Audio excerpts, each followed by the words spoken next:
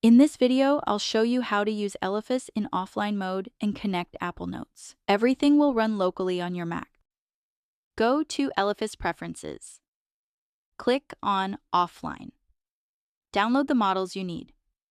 One model for indexing, one model for chat.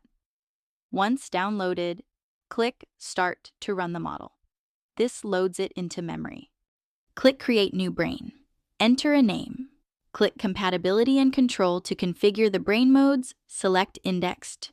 Under Indexing Approach, choose the embedding model you downloaded. You can also use Automatic Mode, Recommended.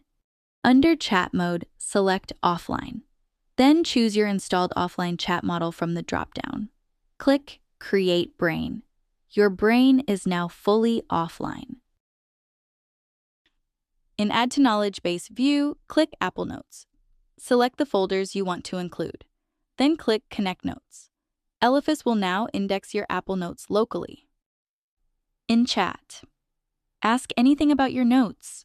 All responses are generated by the offline model directly on your device. No internet required.